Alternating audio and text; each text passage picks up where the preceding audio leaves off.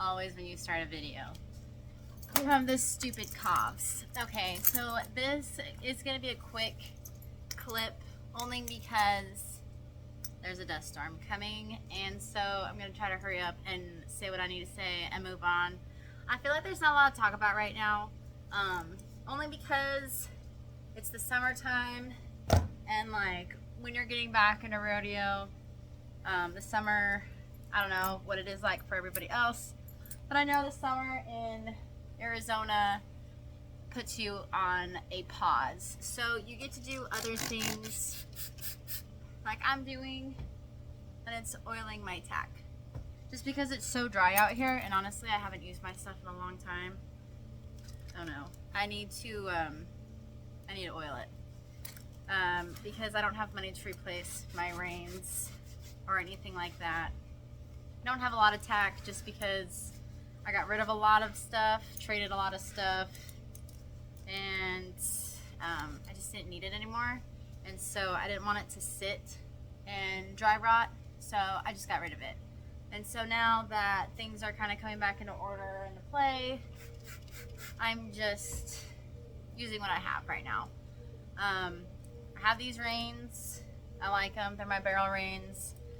I don't know, I'm a nerd. I like thick reins, so I have these big reins that I've been running barrels in. I had these for college rodeo. I got these from, where did I get these from? I think either NRS or Tuskegee. I've had these for 100 years. No, I got these from Tuskegee. These are from Tuskegee. The fun perks of living in Texas is you get the cool stuff that they don't make anymore. But yeah, I got these in Tuskegee, and now I live in Arizona. So, and I got these from Tuskegee too. Pretty much all my tack is from Tuskegee, except for this. This is from Arizona, since we're talking about it. I don't know how we're doing this, and then this is my ticket bit from Carrie Kelly. This is my barrel bit. Love it. Okay, anyways, so I'm just trying to get down to like my downtime, like I said last time, but I don't know. I just feel like there's only so much you can do on your downtime. And so for me, it's looking at my goals, seeing how far I am, seeing where I'm trying to go, because wrapping up the end of the year here, and then obviously NFR is coming up, and so the urge to go to Vegas is creeping in. But honestly, I don't have anything to wear. I love Western fashion, and so I'm not inspired. I'm not inspired by any outfit, any wardrobe, anything that's like, oh my gosh, I have to wear that. Like, I'm not inspired at all. Like, honestly, if I was to go to Vegas this year, I would just be like I was going to a rodeo. Just a regular long sleeve shirt and my NFR jacket and maybe my vest that I got from South Point, and honestly, that would be it. I am not inspired. I probably would wear my Hey Dudes or some other kind of shoes and then put something stupid together that I have in my closet. I'm just, that's how inspired I am. I've just been so focused on trying to get things taken care of and done on my side that Vegas is honestly not on my mind. And so I was going to try to put some outfits together to try to do like an inspirational thing, like what you have in your closet, but that's kind of taking me a hot minute to put together. So actually I think this is going to be more of a TED Talk than anything else. But this is just what I'm doing I just inhaled all of the freaking mist. Anyways, and so this is what I'm doing. I want to make sure my tack is good, all my Chicago screws and everything. It is humid out here. My glasses are falling down. but yeah, I just want to make sure when I use my tack, especially because the weather's changing and I'm getting back into it. I want to make sure everything is good. I want to do a good look over on my stuff. I want to make sure it looks fine, so that way, like when I get on and the weather is nice, this is something that I don't have to worry about. I feel like this is important when I'm going to call it on your downtime, when you're not doing anything, when tack has just been sitting. Like, you want to give it a good run through, take your saddle apart, oil it. Like, you know, your horse is just sitting, not really doing anything right now. So especially in Arizona. So I feel like this is a perfect time to do it, because obviously when things do change and you get the motivation to get back out, or you can do it again, you obviously want to make sure that everything, I'm in an ant pile, but you want to make sure everything is obviously good. I feel like this is also important when you're getting back into rodeo, especially if you're on a budget in today's day and age. You want to make sure you don't have to replace anything that's expensive. So, like me right now. And then, so like what I'm doing is obviously doing my tack. I am putting a plan together of what I want to do for my mare. Probably going to get started here maybe in the next week. It's supposed to be 112 next week, so I don't think starting her to get her back into shape and then get her into shape, but I don't know. I might just try to put her around in the round pen, honestly, and just see what she does, see how she looks, just because like I'm saying, like I don't want to pull a muscle or get her in a like hurt or anything like that. I just want to make sure, like when I start riding again, everyone, their mouth, their teeth, their feet, like the whole 9 yards is put together. I swear. And because I just don't want to deal with it. I don't have that money, you know, like I don't want to deal with it. So I want to do a slow, gradual build up. So when I work her, one, she doesn't take off running because she's fresh. I don't want to deal with that. I want to kind of be ahead of all that stuff. So this is just what I personally do when I'm trying to get back into it. Like since she took a month off, I lunge like either 2 or 3 times a week, just so she can get the idea again of, okay, we're getting back to work. I want her to understand and know, like, hey, it's coming back. We're going to do this again. And I want to see how she's feeling. She did get adjusted last month and her knee was out. So she ended up getting a month off. So lucky her. But, and then I'm looking at the things that I had for my goals and everything like that to try to get everything kind of organized and in order, in play. So when I do go back into this, all the little tedious stuff is taken care of. Like I don't want to have so much on my plate to where I can't accomplish the end game of what I'm trying to do, like get back into barrel racing. So my plan is to not only get back into barrel racing, but I want to try to get into like some type of a circuit or some type of a club, not like a little what are they called, play days. I'm not trying to do that. Trying to do like maybe join an association like NBHA or something once I start getting back into stuff, and then just kind of putting pressure on her kind of gradually as I go. Depending on how she does, it's going to depend on where I go, if I stay in an association or if I go to pro rodeo. I don't think I'm going to go pro rodeo. I think I'm going to take a left turn and try to go into the futurity world. So I think just trying to get back into it, I think I'm just going to do a association like MBHA and kind of like tour and do that kind of stuff. So that's kind of like my plan for next year. But still working on getting a saddle. I think I kind of figured out which kind of a saddle that I want to get. I think I have that kind of figured out. And so in the meantime, we are still riding bareback, which is fine because that's good. It's going to build muscle for me and get my balance, my core, and everything like that. So I'm not so much in her face. I'm more riding with my legs and not in her mouth. I don't like riding my horses in the mouth. I don't like them being so heavy mouthed. I've always ridden horses because I kind of grew up showing and barrel racing. So I learned how to be super soft because I did reining.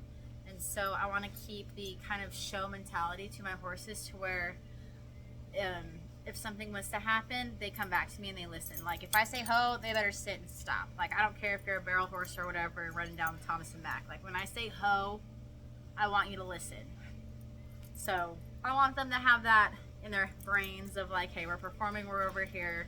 I still need to listen. I know there's a lot going on, but you know, that's like as they get seasoned. So that's kind of like my plan goal for how I want my horses to be like. But I'm gonna get her back into and just kind of see how she goes. I'm not going to put any pressure on her. I'm not going to put a timeline on her on where I need to be at what time. I don't think that's fair for a horse, especially when you're coming back into rodeo, and I also don't think that's fair for you. Also, on top of all of that stuff, I feel like not only does your horse need to get in shape, but you need to get in shape too. So my cousin a couple years ago made me a workout plan that I do off and on, but I need to do that. So I feel like when you work out, you're putting a lot of time and you're investing not only in you, but your horse. So I feel like it needs to be an equal thing when you're investing time, because then it's gonna make you want it more because of all the time and effort that you're putting into it. This is just me. This is what I'm doing to get back into barrel racing and rodeo and all that kind of stuff, because I have been out of it for like 8 years. So it's not a habit of mine right now, and so I want to slowly get back into it. Also, I don't want to have any like holes when I'm trying to get back into it. I want to make sure like I do a topic, I do a training, and I'm done. I can move on and be completely done with whatever it is that I'm trying to do. And I feel like that goes into my private life too, like with my finances and like behind the, like inside the house kind of stuff. I want to make sure that I cover all bases across the board on everything that I'm trying to do, so my goals run smoothly. Does that make sense? And so I'm also trying to build a business, so like everything is just kind of like got a lot of moving parts. But I have to also stay focused and remember what I started first, and then finish that, and then go to the next thing, so I don't have all these projects started and nothing finished. That drives me insane. So I just made myself like a little end of the year to-do goal thing, just to help me stay motivated and stay on course, on track of what it is that I'm actually trying to do, because I squirrel so bad. And so I feel like a lot of people, when they start rodeo, they don't know where to start. This is just where I'm starting, because this is what works for me. I feel like you just go with what works for you. If you're that type of person that's like, I got the horse and everything like that, and you can go faster than me, more power to you. Like, good for you. Me, I'm on the turtle train, so so that's just kind of like what I got going for me, and I'm fine with it, because I just want to make sure everything is going smooth and perfect for me. I want to make sure that everything that I have is done right, everything is taken care of and done the right way. I feel like doing the small annoying things will pay off, like cleaning your tack and looking at it and making sure everything is screwed on tight, the leather is tied on right, oiled, and all that kind of stuff. I do a fall cleaning, so all of my fly sheets, everything gets cleaned up, and I just get ready to put it all away for winter. I don't have winter blankets, so I don't really do that, because we're in Arizona. It doesn't get cold like it did in Texas, and we don't have ice storms or anything like that, so I'm not too concerned. It does not really get below freezing out here, so like I said, I'm not really concerned about all that kind of stuff. This is just what I'm doing. This helps me stay motivated on getting back into things. I do a lot of prepping. I do a lot of cleaning, organizing, and making sure that everything that I have is in order and in working function. I make sure my horse's teeth are good. Chiropractic, like I don't want anything that's going to put me back even more. So staying on top of my goals, staying on top of what I have planned, and just what I want to do. I feel like it's very important to do all that kind of stuff. Everybody has their own things of what they think that is important to them, what order they think things need to be, how they need to be. This is just me doing what I want to do and what works for me, like I've said. So, and this also keeps me motivated to like get to the next thing, because when you start something like this from scratch, doing a podcast from scratch, and it's very different. So I'm just documenting what I'm doing. I feel like it's very different, but I think it's a different feel, a different look on what people do behind the scenes of rodeo, barrel racing, or whatever it is that you're doing. This is like what people do behind the stage, behind the scenes that nobody sees. And so I just feel like I just wanted to share it and talk about it. Like my what I do, what works for me, and how I'm approaching things and how I'm doing stuff. You may not see it fit, but maybe other people can relate to it. And so currently, right now, I am doing everything by myself, and I don't really have help from anybody, so I literally am currently doing everything by myself. So I do have a little bit of help from my mom, which is great, and so she lets me live here. So, and then I have my neighbors and everything like that, which as time goes on, I will talk about the moving parts that go into my barrel horse training program that I have. I will say I'm very good at training a barrel horse. It's not something I brag about, not something I talk about, but I will like pat myself on the back because I have trained my barrel horse when I was younger to run barrels bridleless. And so, I mean, full run, listened, the whole 9 yards.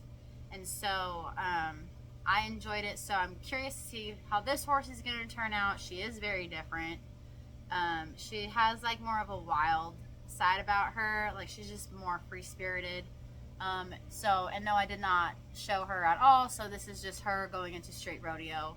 My other horse I did show, so that was more easy. So it's going to be really fun to see the two differences between my show horse, what I had, and the barrel horse. That's going to be strictly straight barrel horse, so I'm super excited for that. I really appreciate everybody watching and following along. I really hope this inspires people and you guys can relate to this, especially the barrel racers that are kind of stuck and needing somewhere to go and kind of struggling to kind of get back into things. So that's, I know I say a lot. Once you realize you say it, you can't unsay it. I'm sorry. So